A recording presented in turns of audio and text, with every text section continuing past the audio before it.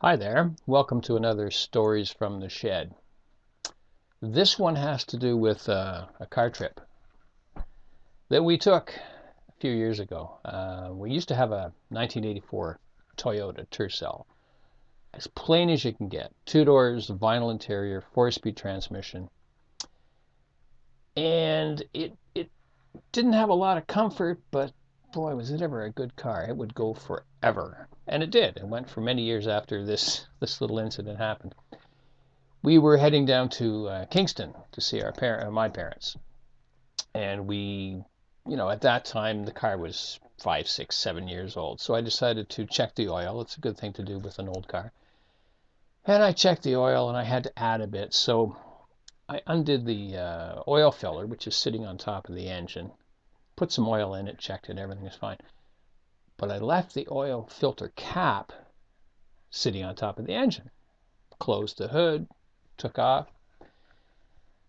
Now, sometimes when you're driving on the highway, you don't stop. There's no traffic jams, there's no construction, there's no slow trucks, anything. You can just drive the whole way. Now, this trip from Toronto to Kingston is about 400 kilometers, let's say, 300 or 400 kilometers, 250 miles, 200 miles, something like that.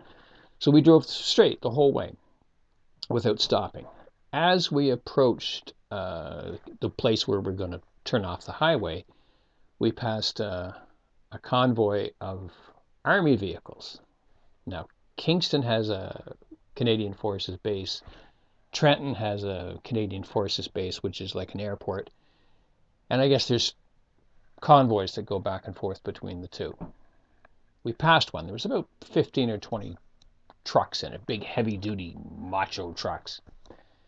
So I pass it, I pull in front. Now the whole way I'd been seeing kind of bluish smoke out them, not really a lot. And I wasn't even sure if I was really seeing it because the car had never burned any oil before. But every now and then I'd see this sort of faint bluish haze behind the car. So I said, oh, that's weird. Anyway, past the convoy, pull in front. We're going along for a while, a couple of miles, whatever. And I'm going to get off at Sydenham Road. So I've been going full tilt the whole way. I had to slow down to get off at Sydenham Road. So I put my indicator on, took my foot off the gas. All hell let loose. A huge cloud of smoke, black smoke, came out the car. Now, I was quick enough because I looked in the mirror to see where the guys were behind me. The last thing I saw, the last thing I was able to see from the truck behind me, the army truck behind me, the guy was going like this.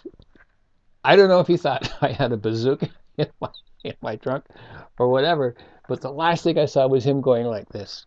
So we pulled off the highway, went to a garage. The stupid idiot at the garage checks it out and says, yeah, you've probably blown the engine. You'll need a new engine.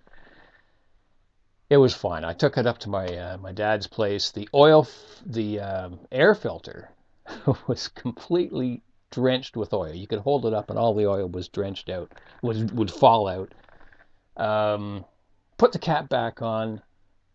The car ran for probably another, I don't know, 25, 30,000 miles. It was just fine. Now, besides the guy going like that, because all the oil had been sucked into the engine. So officially, I guess my car was a two-stroke for the whole way to Kingston.